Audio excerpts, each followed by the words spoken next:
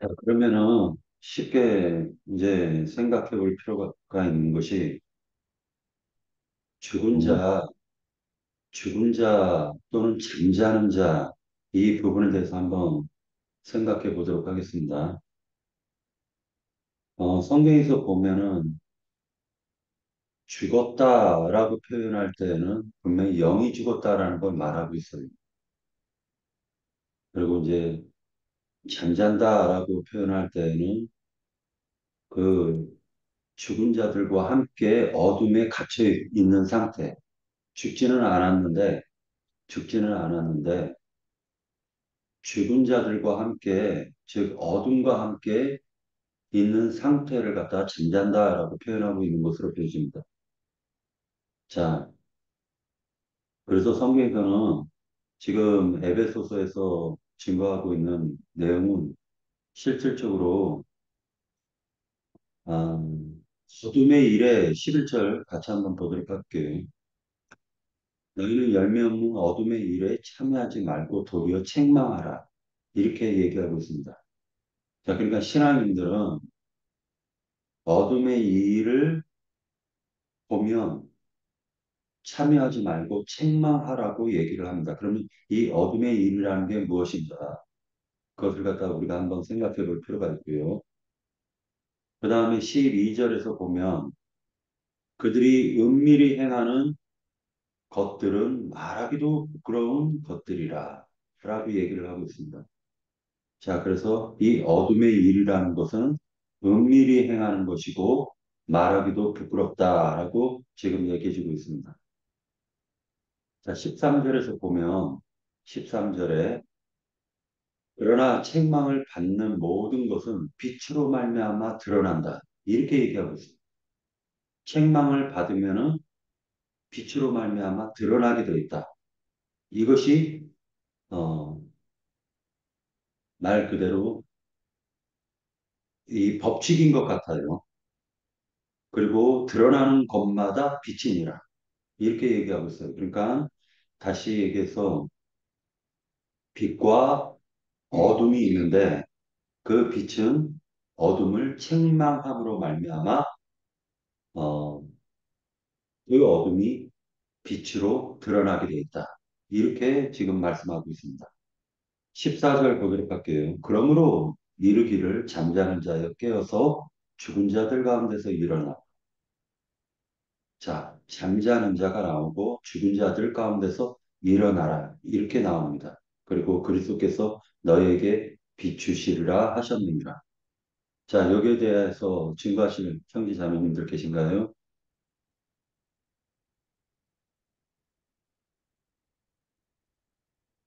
자, 그러면은요, 요한복음, 예, 네, 제가 좀 말씀드릴게요. 네, 그 여기서 잠자는 자에 대해서는 다니엘서에서도 잠자는 자들을 깨워서 옳은 길로 돌아오게 하는 자는 하늘의 별과 같이 빛난다 이렇게 말씀하셨어요. 그래서 이게 그 이 잠자는 자, 또 요한복음 5장에서는 죽은 자들이 아들의 음성을 들을 때가 오나니 그랬어요. 두 번이 나오는데 그 6장 어 6장 25절에서는 죽은 자들이 하나님의 아들의 음성을 들을 때가 오나니 곧 이때라. 듣는 자는 살아나리라 그랬어요. 그래서 죽은 자들이 살아나는 경우가 있고 지금 잠자는 자들이 깨어나는 거는 같은 걸 얘기해요. 그 다음에 무덤 속에서 다 그의 음성을 들을 때가 오나니 그랬어요. 이거는 육신을 벗고 나서 이제 무덤 속에 있던 자가 그 마지막 때에 단체로 부활하는 것을 얘기해요. 생명의 부활에 대해서. 그러면 우리가 오늘 질문이 에베소서에서 어, 잠자는 자들이 죽은 자들이 그 가운데서 깨어나려고 하면 그리스도께서 어, 빛을 비추셔야 되죠. 그래서 먼저는 전도자들의 그 전도하는 말을 들어야 되고 또 그 다음에 그 성령이 충만해야 된다. 또는 오순절 성령이 임한다 그러면 거기가 어, 우리가 그 능력의 성령으로 덧입히는 것까지 에, 가야 된다. 지금 이 얘기를 하시는 거라고 이렇게 보여요. 그래서 음, 비추이는 것은 결국 전도자들의 증거의 말씀이 있을 때 그들이 살아난다 이렇게 본다고 봅니다. 예. 네. 또 다른 형제자 자매님들 더 증거하실 내용 있나요? 자, 그럼 이 막간을 이용해가지고 요한복음 1장 같이 한번 찾아보도록 하겠습니다. 자, 1장 9절, 요한복음 1장 9절. 참빛, 곧 세상에 와서 각 사람에게 비추는 빛이 있었나니 그가 세상에 계셨으며 세상은 그로 말미암아 지은 바 되었으되 세상이 그를 알지 못하였고 자기 땅에 오매 자기 백성이 영접하지 아니하였으나 영접하는 자 곧 그 이름을 믿는 자들에게는 하나님의 자녀가 되는 권세를 주셨으니 이는 혈통으로나 육중으로나 사람의 뜻으로 나지 아니하고 오직 하나님께로부터 난 자들이라. 말씀이 육신이 되어 우리 가운데 거하시며 우리가 그의 영광을 보니 아버지의 독생자의 영광이 은혜와 진리가 충만하더라. 자, 그 다음에 요한복음 5장 윤영재님이 말씀하셨던 건데요. 윤영재님이 말씀하셨던 건데 5장 24절부터 읽겠습니다. 내가 진실로 진실로 너에게 이르노니 내 말을 듣고 또 나를 보내신 이를 믿는 자는 영생을 얻었고 심판에 이르지 아니하나니 사망에서 생명으로 옮겼느니라. 자, 그러니까 사망은 어둠이고 생명은 빛을 상징하고 있습니다. 진실로 진실로 너에게 이르노니 죽은 자들이 하나님의 음성을 들을 때가 오나니 곧 이때라. 듣는 자는 살아나리라. 아버지께서 자기 속에 생명이 있음 같이 아들에게도 생명을 주어 그 속에 있게 하셨고 또 인자됨으로 말미암아 심판하는 권한을 주셨느니라. 이를 놀랍게 여기지 말라. 무덤 속에 있는 자가 다 그의 음성을 들을 때가 오나니 선한 일을 행한 자는 생명의 부활로 악한 일을 행하는 자는 심판의 부활로 나오리라. 이렇게 얘기하고 계십니다.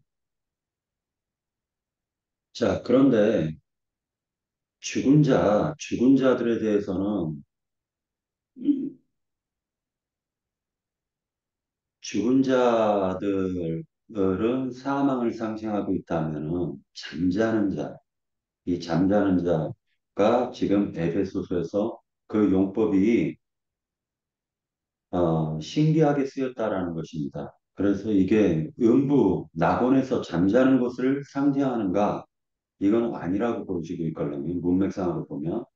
그래서 5장 14절에서 보면 그러므로 이르기를 잠자는 자여 깨어서 죽은 자들 가운데서 일어나 이렇게 얘기를 하고 계시는데 그렇다면 이 잠자는 자들은 믿으나 하나님을 믿긴 믿으나 그가 여전히 어둠에 있는 상태가 아닐까라고 추정을 해볼 수가 있다라는 거죠. 그래서 이 죽은 자들은 말 그대로 우리의 그 육적 생명이 죽은 것을 상징하는 것이 아니라 죽은 자들은 하나님의 생명을 받지 못한 자들을 죽은 자들이라고 하니까 결국 여전히 세상 기독교계는 사망이지 않습니까? 기독교계는 죽음에 있는 자들인데 그들 가운데서 하나님을 진실되게 믿어서 생명을 얻었음에도 불구하고 그 기독교 생활을 벗어나지 못하는 사람들이 되게 많더라는 거예요. 자, 그러니까 그 사람들에게 에베소서 5장에 있는 이 말씀 14절을 기독교계에 물어보면 기독교인들한테 당신들은 이 말씀을 해석할 수 있습니까? 자, 잠자는 자여 깨어서 죽은 자들 가운데서 일어나라고 했는데 이 말씀이 무슨 뜻입니까? 하고 물어보면 그 기독교인들이 뭐라고 답할까? 이런 것을 우리가 이 말씀 하나를 보면서도 전도할 때 이런 것들을 어, 기독교인들한테 얘기하면 제가 만약에 잠자는 자면 이게 무슨 말이지? 하고 추구할 것이고 그렇지 않으면 배척할 것이라고 생각이 듭니다. 자, 애자자매님 마이크 푸셨는데 지금 말씀해 주세요. 예, 여기서 잠자는 것은 우리가 육신의 몸을 벗고 움비에 들어가는 상태가 아니라 그 형제님 앞에서 잠깐 조금 말씀하셨듯이 영적으로 무관심하다. 잠자는 것을 그렇게 말씀하셨어요. 로마서 내가 13장 11절부터 몇 절 읽어볼게요. 또한 너희가 이 시기를 알거니와 자다가 깰 때가 벌써 되었으니 이는 이제 우리의 구원이 처음 믿을 때보다 가까웠습니다. 밤이 깊고 낮이 가까웠으니 그러므로 우리가 어둠의 일을 벗고 빛의 갑옷을 입자. 낮에와 같이 단정히 행하고 방탕하거나 술 취하지 말며 음란하거나 호색하지 말며 다투거나 시기하지 말고 오직 주 예수 그리스도로 옷 입고 정욕을 위하여 육신의 일을 도모하지 말라. 이것은 우리가 이제 깨어 있으라는 것이죠, 영적으로. 그러니까 어둠의 일을 도모하지 말고 이게 어둠의 일이라는 것은 이제 육신의 일을 말씀하시는 거죠. 이게 믿는 사람한테 이게 다 해당되는 건데 이제 우리도 지금 교회 생활을 하고 있지만 교회 생활을 깨있지 못하고 영적으로 깨있지 못하고 느슨하고 무관심하고 이게 하나님의 말씀을 이라고 하지만 우리가 지금까지 가르침을 받고 그 진리의 말씀을 가르침 받고 우리가 교회 생활을 하고 있지만 다 깨있는 상태가 아니잖아요. 지금 잠자고 있는 사람도 있고 느슨한 상태 있고 말씀을 말씀이고 나는 나다. 그렇게 무관심으로 생활하는 사람도 있을 거라고요. 그 여기에 말씀은 여기 잠자는 자들이라는 것은 이게 깨어있지 못하고 여전히 영적으로 깨어있지 못하고 느슨한 상태, 무관심한 상태 그거를 말씀하시는 것 같고요. 이, 그, 음, 그 데살로니가 전서 한번 볼게요. 데살로니가 전서 5장 1절부터 11절까지 형제들아 때과 시기에 관하여는 너희가 쓸 것이 없음은 주의 날이 밤이 도둑같이 이를 줄을 너희가 자신이 자세히 알기 때문이다. 그들이 평안하다 안전하 할 그때에 임신한 여자에게서 해산의 고통이 이른과 같이 멸망이 갑자기 그들에게 이르리니 결코 피하지 못하리라. 형제들아 너희는 어둠에 있지 아니하며 그 날이 도둑같이 너에게 임하지 못하리니 너희는 다 빛의 아들이요 낮의 아들이라. 우리가 밤이나 어둠에 속하지 아니하나니 그러므로 우리는 다른 이들과 같이 자지 말고 오직 깨어 정신을 차릴지니라.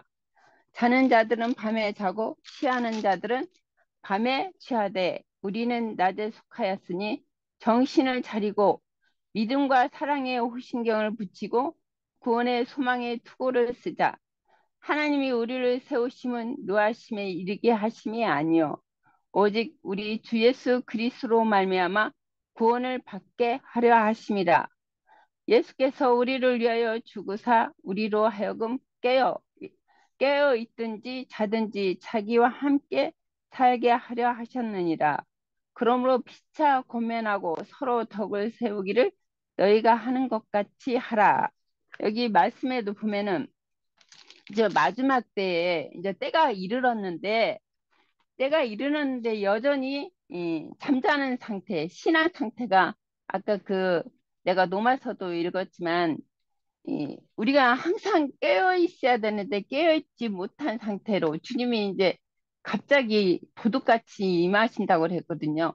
아직도 이제 주님이 오시려면 멀어서 그거를 그 뭐 그런 저기 그 예배당 생활을 할 때도 그런 게 있잖아요. 아직 주님이 오시려면 멀었어. 왜냐하면 세상이 평안하다, 안전하다, 음, 먹기 살기 좋고 모든 것이 풍부하고 그런 게 환난과 고통이 없으면 사람이 신앙도 느슨해지잖아요.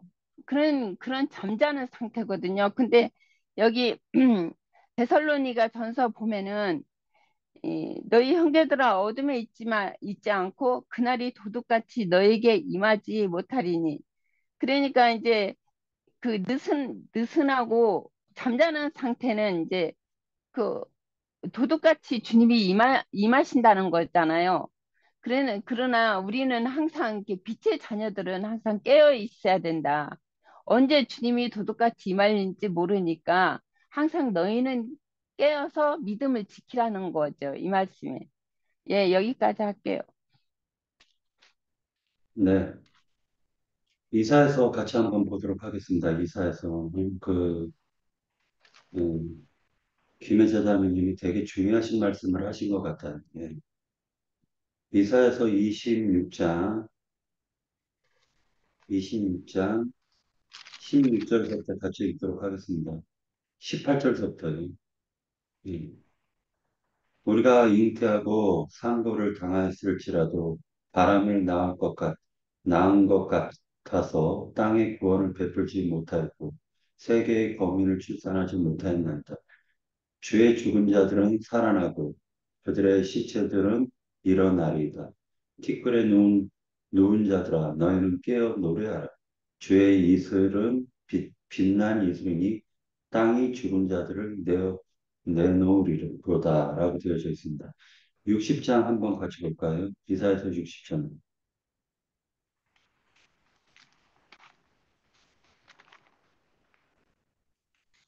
이사에서 60장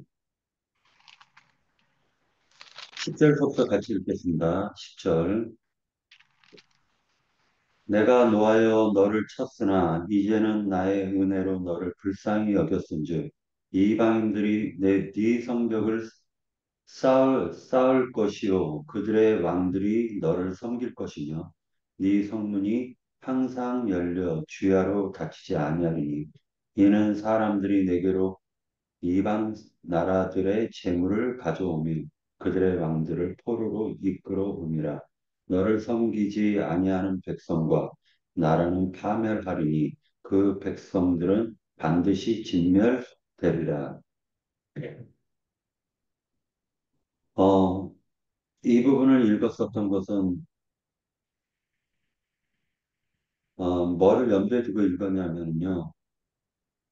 모든 것은 빛으로 말미암아 드러나게 되어 있는데 그 드러나는 것마다 빛이 된다라고 얘기를 하고 있어요. 자, 다시 얘기해서 에베소서에서 보면은 빛이 하는 일은 어둠을 폭로하는 일을 한다라는 것입니다. 빛의 자녀들은 어둠을 폭로하고 어둠을 드러내서 빛으로 나오게 한다. 이렇게 되어져 있다는 것이죠. 그래서 빛이 하는 일은 어둠을 밝혀서 그 더러움을 드러내는 일을 한다라는 것을 알 수가 있습니다. 자, 더 증거하실 내용 있나요? 자, 없으면은 두 번째 문제로 넘어가도록 하겠습니다. 두 번째 문제는 15절서부터 20절까지 읽으면 나오는 말씀인데, 자, 그런즉 너희가 어떻게 행할지를 자세히 주의하여 지혜 없는 자 같이 하지 말고 오직 지혜 있는 자 같이 하여 세월을 아끼라. 때가 악하니라. 그러므로 어리석은 자가 되지 말고 오직 주의 뜻이 무엇인가 이해하라. 주의 뜻이 무엇인가 이해하라. 라고 되어져 있습니다. 이 부분에 대해서 증거하실 분 계십니까? 자, 주의 뜻은 무엇인가요?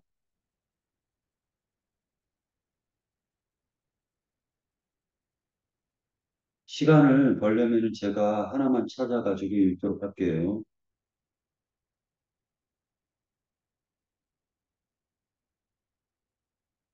자, 요한복음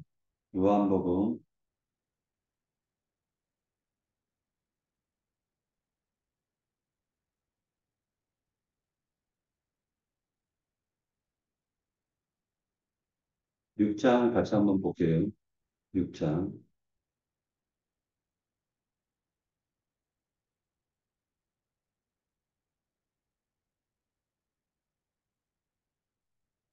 자, 찾았으면 읽도록 하겠습니다. 28절이요. 그들이 묻되 우리가 어떻게 하여야 하나님의 일을 하오리이까? 예수께서 대답하여 이르시되 하나님께서 보내신 일을 믿는 것이 하나님의 일이니라 하시니라.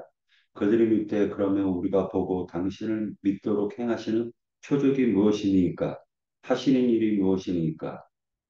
31절에 보면 기록된 바 하늘에서 그들에게 떡을 주어 먹게 하였다 함과 같이 우리 조상들은 광야에서 만나를 먹었나이다.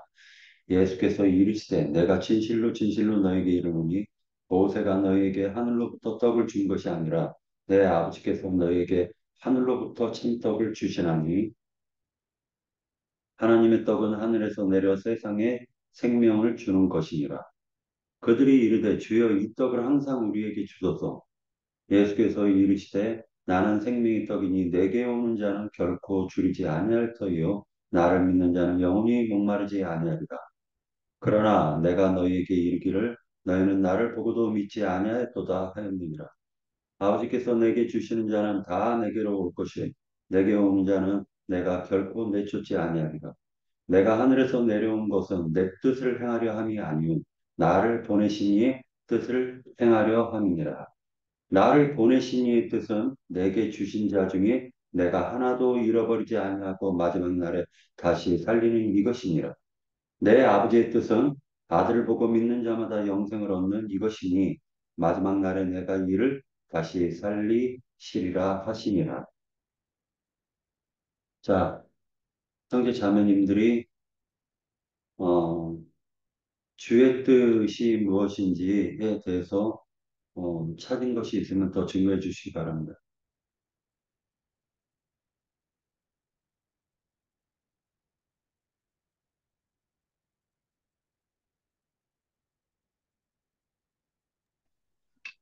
그 말씀을 찾아보면 이 서신서는 거운 앞에 부분에 하나님의 뜻으로라는 것이 많이 나와요. 서신서 거운 다.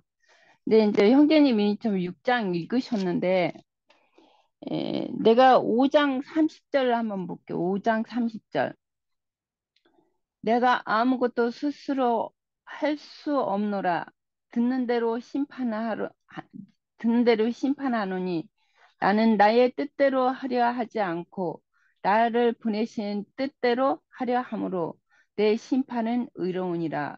내가 만일 나를 위하여 증언하면 내 증언은 참되지 아니하되 나를 위하여 증언하신 이가 따로 있으니 나를 위하여 증언하시는 그 증언이 참인 줄 아노라. 그렇게 말씀하셨고, 그러니까 이 모든 성경 말씀은 다 하나님의 뜻대로 되는 것이잖아요. 뜻대로 기록한 것이고, 예, 그 에베소서 1장 한번 볼게요. 에베소서 1장 1장 1장 1절. 하나님의 뜻대로 말미암아 그리스도 예수의 사도된 나 바울은 에베소서에 있는 성도들과 그리스도 예수 안에 있는 신실한 자들에게 편지하노니 하나님 아버지 하나님 우리 아버지와 주 예수 그리스도로부터 은혜와 평강이 너에게 있을지어다. 찬송하리로다. 하나님 곧 우리 주 예수 그리스도의 아버지께서 그리스도 안에서 하늘에 속한 모든 신령한 복을 우리에게 주시되 곧 창세전에 그리스도 안에서 우리를 택하사 우리로 사랑 안에서 그 앞에 거룩하고 흠이 없게 하시려고 그 기쁘신 뜻대로 우리를 예정하사 예수 그리스도로 말미암아 자기의 아들들이 되게 하셨으니 이는 그가 사랑하시는 자 안에서 우리에게 거저 주시는 바 그의 은혜의 영광을 찬송하게 하려는 것이다.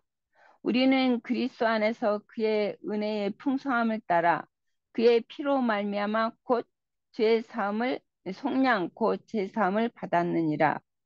이는 그가 모든 지혜와 총명을 우리에게 넘치게 하사 그의 뜻대로 비밀을 우리에게 알리신 것이요.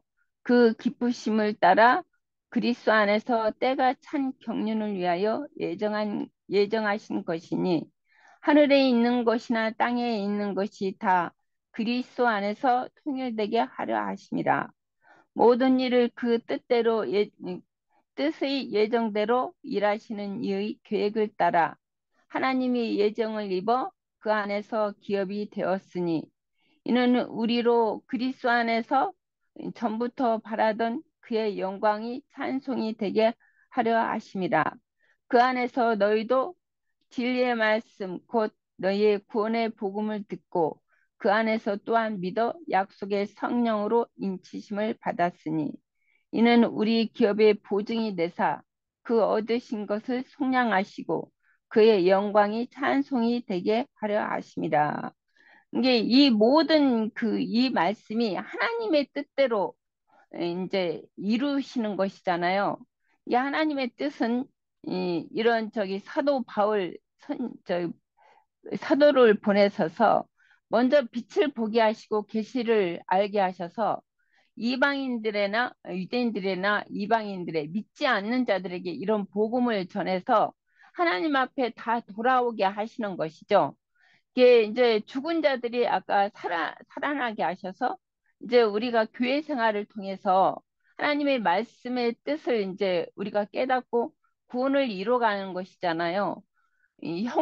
저 혼이 완전하고 온전하고 이제 그렇게 이제 구속을 받으면 이제 이기는 자로 하나님 앞에 데려감을 받을 때에 이제 하늘의 예루살렘 성을 이제 이루는 것이죠. 이기는 자들이. 그게 하나님의 뜻이고 경륜의 뜻이라고 보거든요. 예, 여기까지 할게요. 예, 우리가 이제 하나님을 믿는다 하면서도 실질적으로 하나님의 뜻이 무엇인가 할 때 그것을 갖다 잘 이해하지 못했는데 오늘 그 김혜자 자매님이 증거하신 내용을 통해 가지고 이해를 할 수가 있게 되었습니다. 한 가지 더 첨언하자면 하나님께서는 첫 것은 패하시고 둘째 것은 세우신다라는 그 비밀이 있습니다. 그래서 항상 성경에서 보면은 천사가 자기네들이 예정됐는 줄 알았는데 알고 봤더니 인간들이 예정되었고 그리고 또 두 번째로는 유대인이 예정됐는 줄 알았더니 이방인들이 예정됐고 첫 것은 패하고 둘째 것은 세운다 이런 뜻이 있는 것 같습니다. 히브리서 10장 같이 한번 보도록 하겠습니다.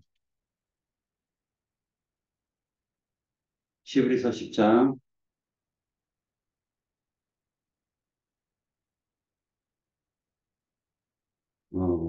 10절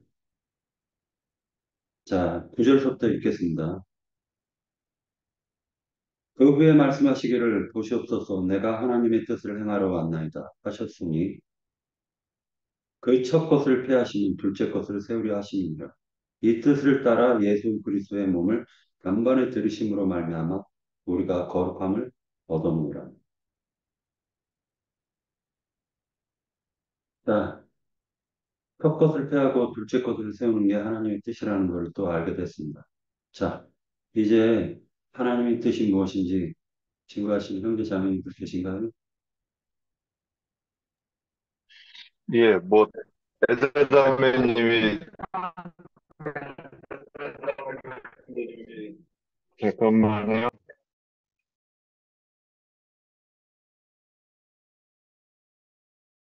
예, 그 하나님의 뜻 그러면 뭐 크게 얘기하면 새 창조의 일을 하시는 일이고 우리 각자한테 그 새 창조의 일이 이루어져야 되는 거죠. 근데 뭐 그건 그렇고 제가 이제 이 말씀하면서 좀 생각나는 게 있어요. 그래서 이 보면 우리가 그 여기서 그 질문에서 보면 어, 어리석은 자가 되지 않는다 그랬을 때 성경에서 보면 나발이 생각나요. 그러니까 아합이나 이런 사람 다 어리석은 사람들이죠. 근데 이름이 나발이다 미련한 자인데 그 마태복음 5장 22절에서도 보면 형제한테 노하고 형제한테 라가라고 형제한테 미련한 놈 그랬는데 이게 미련하다 보냐면 그게 이제 지혜가 없다는 거잖아요. 그러면 하나님의 지혜는 그 예수 그리스도인데 그러니까 진리를 모르는 것에 대해서 이야기하고 있었고 그래서 이제 우리가 아까 뭐 윗번에서도 얘기했듯이 빛비춤을 받는다 그게 이제 이 그 진리를 안다 그런 뜻인데 근데 이제 저는 이제 조금 더 한번 보태보고 싶어요. 음, 우리가 그 성경에서 뭐 하라 하는 게 참 많죠, 그죠? 근데 제가 이렇게 이제 이 신앙생활 하면서 이렇게 보니까 나부터도 참 순종이 안 되는 것 같아요. 이게 그 어리석은지가 주의 뜻 그랬는데 우리가 먼저 우리가 성경을 보는 것은 성경을 보고 우리가 묵상하는 거는 첫 번째는 이제 그 일차적으로 이 성경이 이게 그 원어에 가깝게 번역이 됐느냐 안 됐느냐 이런 걸 조사해가지고 잘 알아보는 걸 것이고 그 다음에 이제 그거를 성령의 계시로 깨닫는 것이 그게 이제 생명이잖아요. 근데 그렇게 하기 위해서 저는 이제 이렇게 요즘 들어서 이렇게 자꾸 제 속에 생각나는 게 뭐냐면 세월을 아끼라 때가 악하니라 이제 이 말씀이 생각이 나요. 근데 뭐 이제 그냥 대놓고 뭐 남들한테 그냥 얘기하면 나는 먹고 사느라고 시간이 없어 이렇게 변명할 수도 있는 말이 되겠지만 그게 주님 앞에 변명이 되겠는가?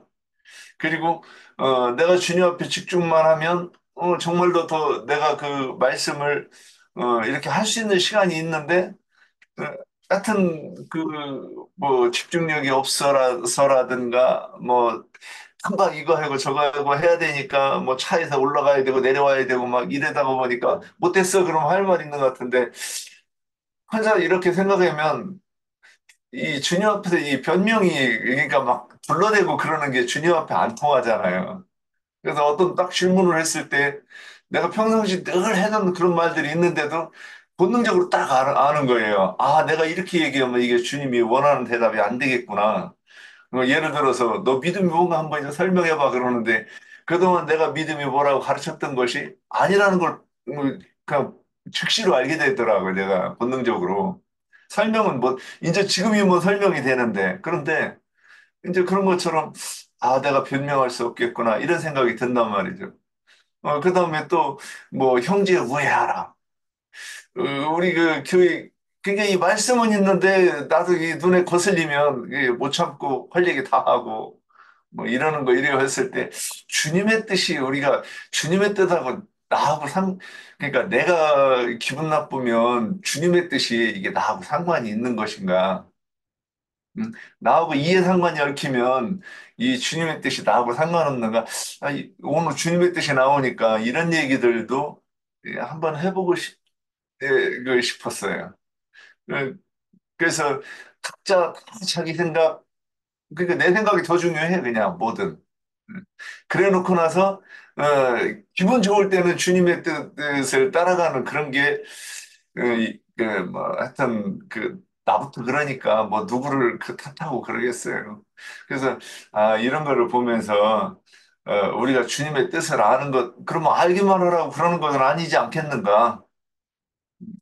그 주님의 뜻대로 살아야 되는데, 음, 우리가 이 생명을 받은 자답게 우리가 그 빛을 나타내며 살고 있는가?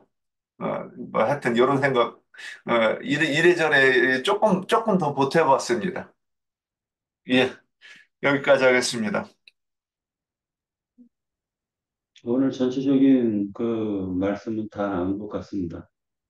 저는 이제 이 정도로 끝내려고 하는데, 어, 우리 그 윤영진님 그 서울 그 모임 장소를 갖다 잘 해야 되는데, 우리 그 수원 평택에서도 뭘 지원할 게 있어야 될 거 아닙니까? 그러니까 형제님 시간 드릴 테니까 뭐 거기에 대해서 그 얘기하신 말씀 있으면 얘기해 주세요.